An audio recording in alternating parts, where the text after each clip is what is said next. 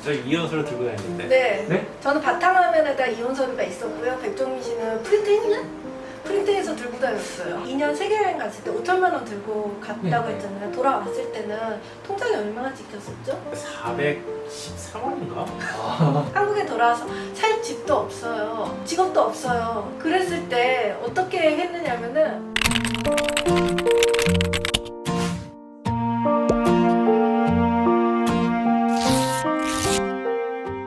한 달 살기를 처음 시작하시게 된 계기를 좀 결혼할 때 서로가 어떤 희망사를 가지고 있느냐 이런 얘기를 했었죠. 근데 둘 다 세계 여행이었어요. 그러면 결혼을 하게 되면은 우리 같이 5년 후에 결혼하고 5년 동안 돈을 모아서 집도 하나 장만하고 그리고 돈도 모아가지고 여행을 가자라고 했는데요. 결혼을 하면서 벌어 보니까는 5년 만에 집을 장만하는 건 불가능하죠. 네. 그래서 일찌감치 포기하고 그냥 1년만 준비해서 빨리 가자. 세계 여행을 원하셨지만 처음부터 한 달 살기를 생각하신 건 아닌 거 아닌가요? 맞아요. 정확한 포인트입니다. 아니 세계 여행을 가려고 했는데 돈을 보니까 전세금을 빼니까요. 뭐 이것저것 빼고 나니까 5천만 원을 쓸 수가 있는 거예요. 2년은 갔다 와야지 뭘 해도 해야겠다 싶어서 2년을 딱 정했거든요. 근데 한국 사람들 그 평균치를 봤거든요. 보통 한 1년에 한 사람이 3천만 원 정도 든다고 해요. 그럼 둘이서 2년을 가야 되면은 3, 4, 12, 1억 2천이 필요했던 거죠. 근데 수중에 5천밖에 없었거든요. 근데 이 5천에서 어떻게 세계여행을 갈 것인가 궁리가 시작되었죠. 그 사람들 데이터를 좀 이렇게 살펴보니까는 답이 나오더라고요. 우선은 사람들이 이동하는데 굉장히 돈을 많이 써요. 교통비. 교통비로 절반가량의 비용을 쓰고 또 나머지 절반 중에서 한 또 3분의 2 정도는 숙박비로 쓰더라고요. 그래서 이동을 최소한으로 줄이는 방법을 선택을 했는데 숙박을 한 달 하니까는 할인이 되더라고요. 그럼 한 달 동안 숙소를 잡아놓고 한 도시를 들러보면 되겠구나. 남들처럼 많이 보는 것보다 깊숙이 보자. 더 중요한 거는 두 사람의 여행 패턴이었는데 서로의 사진첩을 이렇게 보니까는 옛날 여행 갔다 온 걸 보니까는 어디 관광지 가서 사진 찍은 게 없어요. 둘 다 배경으로 뭐 놓고 뭐 이런 거 찍은 게 없는 거죠. 왜 그러냐라고 물어봤더니 그러니까 뭐 관광지 가서 내가 여기 왔다라고 이렇게 인증샷 남기는 거는 둘 다 흥미가 없고 대신에 그 동네 그 사람들은 어떻게 살아가는지 뭘 주로 먹는지 그리고 또 이곳의 시스템은 어떤 식으로 이루어져 있는지 사람들이 어떤 부분에 더 열중하는지 이런 것들 보는 게 더 재밌었던 거예요. 근데 하나는 얘기 안 했어요. 체력적인 부분도 있잖아요. 어떤- 저희가 보통 세계여행 가는 친구들 보면은 뭐 이틀 이동하고 하루 쉬고 뭐 하루 이동하고 뭐 3일 쉬었다가 또 이동하고 계속 이런 식으로 반복하잖아요. 근데 저희는 둘 다 그렇게 체력이 안 됐어요. 그래서 정주하면서 한 달간 머무르면서 천천히 동네에 흡수되면서 내 체력 관리를 할 수 있는 시간을 벌어야 했던 거죠. 가진 게 남들보다 부족하니까 이 부족한 결여와 결핍의 상태에서 우리가 돌파를 할 수 있는 방법을 찾다 보니까 한 달 살기가 나왔는데요. 지금 뭐 이렇게 핫해질 줄 몰랐어요. 근데 이렇게 2013년도에 처음 떠날 때만 해도 한 달 살기라는 명칭도 없었던 시기였어요. 그래서 저희가 세계여행 갈 건데 한 달 살기로 갈 거야 라고 말했더니 주변 사람들이 무슨 그게 여행이냐고 다 전세금까지 뺏어가는 여행인데 하나라도 더 많이 봐야 되지 무슨 한 달 살기냐고 그러면 차라리 이민을 가든 유학을 갈 것이지 그런 식의 반응이 태반이었어요. 저희가 간다고 했을 때. 그런데 2015년에 2년 여행 마치고 돌아오니까 제주 한 달 살기부터 시작해서 해외 이렇게 쫙 이렇게 사람들이 가기 시작하더라고요. 전 그렇게 생각해요. 저희가 그 한 달 살기 책을 내가지고 막 사람들이 한 달 살기 이렇게 여행을 해도 되는구나 하면서 막 뉴스도 막 이렇게 얘기를 하고 그러면서 막 저희가 한 달 살기의 선구자이며 대한민국에 한 달 살기면 우리가 길을 놨다. 아 우리처럼 나대지 않은 한 달 살기 프로 한 달 살러가 있을 거야. 처음에 여행 시작했을 때는 이렇게 8년 동안 40번 살기를 할 거라고 예상을 못 하셨을 것 같아요. 세계 여행을 갔다가 돌아온 여행자들은 직장을 거의 다 많이 잡았어요. 근데 저희 같은 경우는 이 좋은 여행을 여기서 끊지 말고 계속 이어나갈 수 있는 방법이 무엇일까 고민하다가 전업 작가의 세계에 들어가게 된 것이고 그리고 이제는 1년에 한 석 달에서 넉 달 정도는 꾸준히 한 달 살기를 이어나가게 된 거죠. 헤어지고 싶다 이런 생각 드신 적도 있을 것 같아요. 저 이연서를 들고 다녔는데 네. 네? 저는 바탕화면에다 이혼 서류가 있었고요. 백종민 씨는 프린트했나? 프린트해서 들고 다녔어요. 못하겠더라고요. 아 진짜 못해먹겠어요. 예. 이 사람이랑 잘 맞을 거라는 확신이 있어서 결혼을 하는데 실제로 24시간 같이 있어 보면은 이 사람이 이렇게 다른 부분이 있었나, 이렇게 나랑 안 맞는가, 내가 이 사람한테 왜 이렇게 맞춰주면서 살아야 되는가, 이렇게 멘붕이 와요. 24시간을 붙어 있는 것만으로도 숨이 막힐 수도 있어요. 그런데 그것이 완전 새로운 낯선 여행지라고 하면요. 그 어려움은 2배, 3배가 넘는다고 생각해요. 잘 알지도 못하는 사이가 결혼을 해서 낯선 땅에서 2년 동안 그렇게 살을 부대끼면서 정신적으로 피폐해지는 걸 서로 보면서 그렇게 여행을 한다는 것 자체가 너무너무 고통스러웠죠. 그럼에도 불구하고 그 이혼 서류에 사인을 안 하고 그 여행 가고 한 2-3달 있다가 저희 여행 글을 계속 쓰고 있는데 그 여행기가 3권의 책으로 출판 계약이 된 거예요. 3권씩이나. 계약서는 사실 도장은 무서운 거잖아요. 그래서 그게 버티는 힘이 되어줬고요. 이건 농담삼아 하는 얘기고. 저희가 나중에 계산해 보니까는 저희가 2년 동안 24시간 붙어 있는 시간이 보통 맞벌이하는 부부들이 10년. 한 10년 정도 붙어 있는 시간이더라고요. 지금 8년째거든요. 24시간 붙어 있는 게. 지금 계산해보니까 한 30년 차 부부 나오더라고요. 네. 황혼 이혼하시는 분들하고 그러니까 같은 레벨인 거죠, 이제. 우리가 압축 성장을 하면은 많은 경제적인 문제들이 벌어지잖아요. 그런데 결혼 생활 때 이렇게 24시간 압축을 해버리니까요. 많은 문제점들이 곳곳에서 터져 나왔던 거죠. 그런데 이게 다행히도 굼지가 않았어요. 거기서 다 여행지에서 다 터뜨렸기 때문에 여행을 지속할 수 있었던 것 같아요. 그러니까 한국에서 이렇게 맞벌이를 하면은 싸우고 나서도 직장에 가거나 뭐 친구를 만나거나 하면서 좀 이렇게 유해지는 시간이 있잖아요. 그런데 우리는 외국에 있었고 둘이 붙어만 있어야 했으니까 싸우고 나서 어디 갈 데가 없었어요.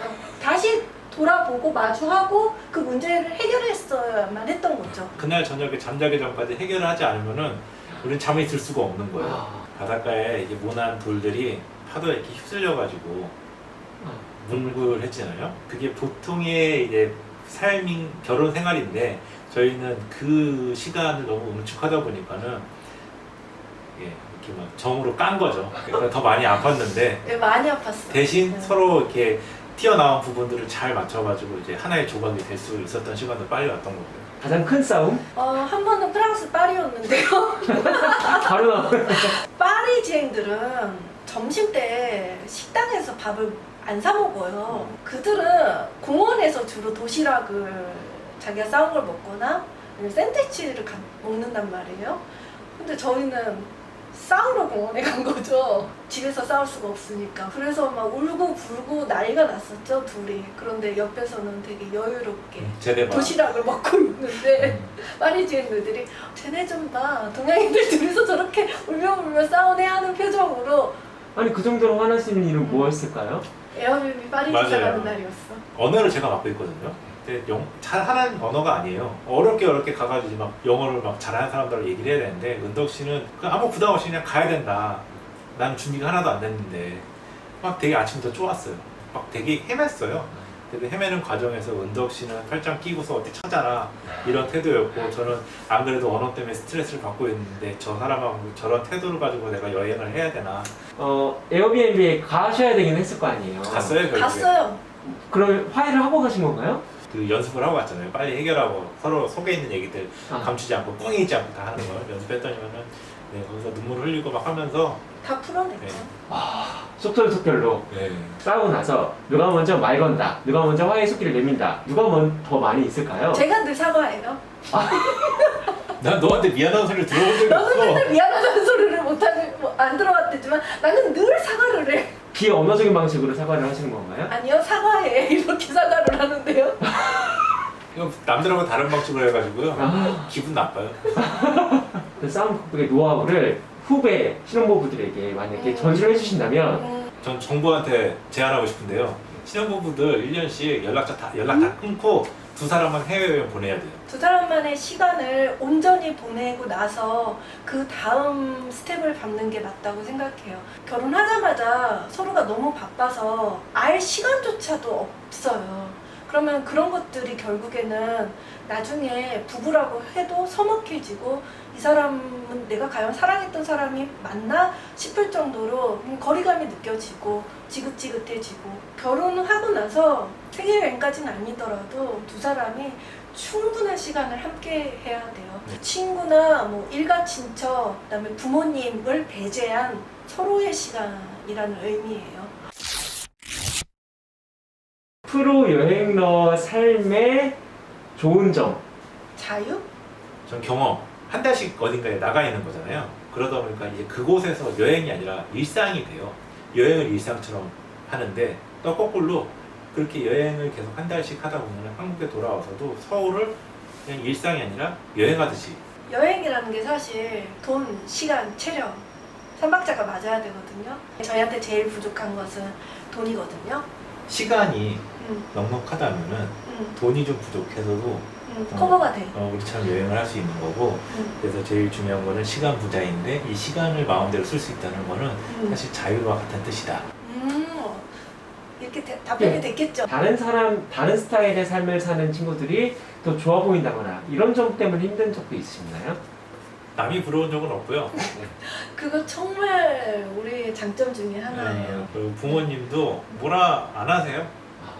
이게 직업인데 뭐라 하시겠어요. 안 나가면 일을 못 하잖아요. 그러나 보고 싶으시지만 이제 어쩔 수 없는 현실이다라는 걸 인정하시는 거죠.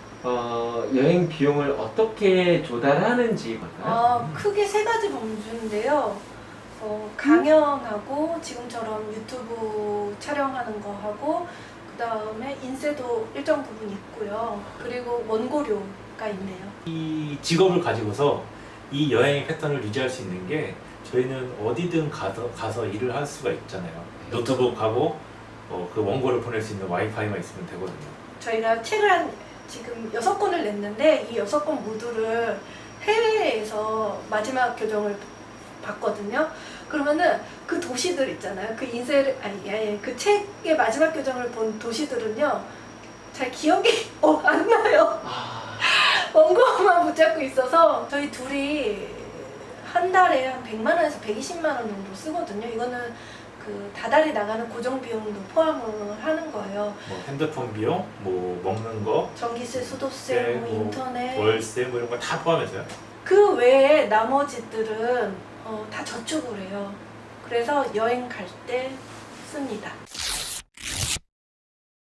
이런 삶의 패턴을 네.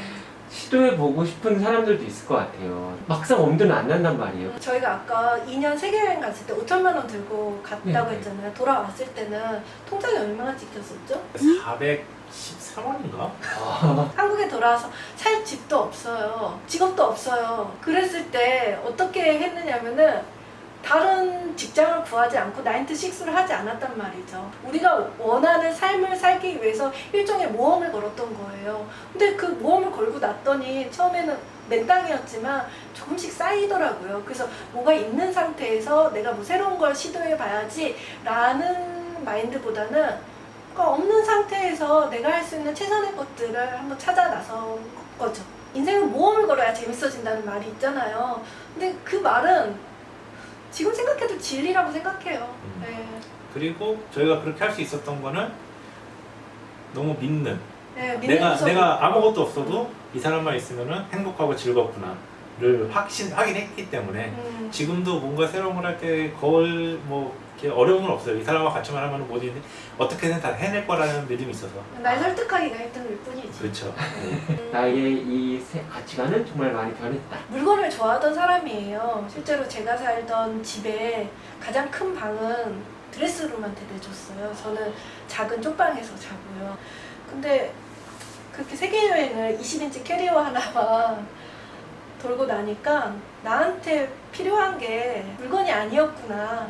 근데 이거는 내가 세계여행을 가지 않았으면 절대 못 깨달았을 이야기예요. 모든 것들 좋은 걸 가지고 있어야지 그 최고의 성능을 발휘한다라고 생각했었어요.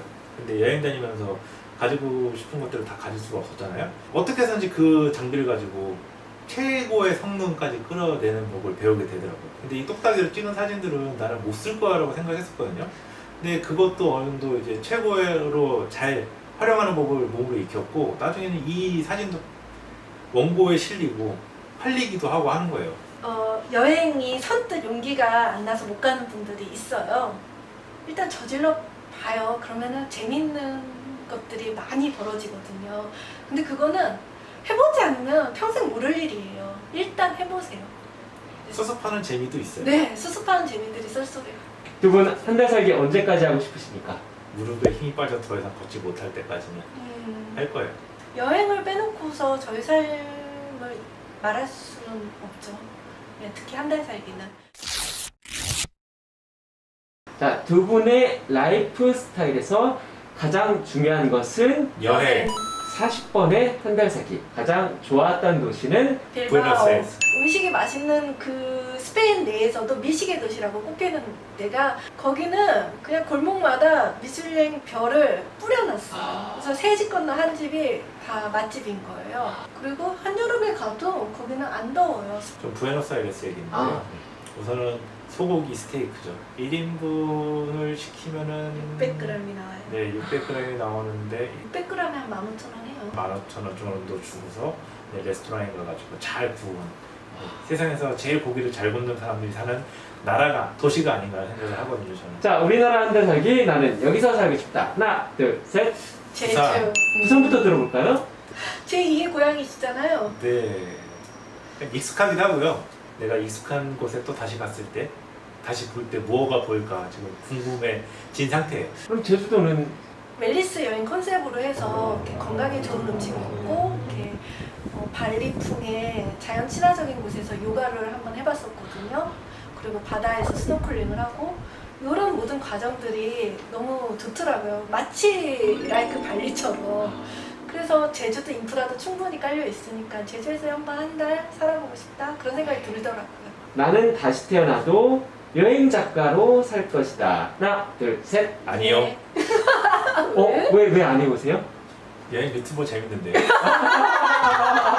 작가 vs 유튜버. 하나, 둘, 셋. 작가. 아까 얘기랑 다르시네요. 유튜버가 재미는 있지만은 이거 그냥 부캐잖아. 그렇죠.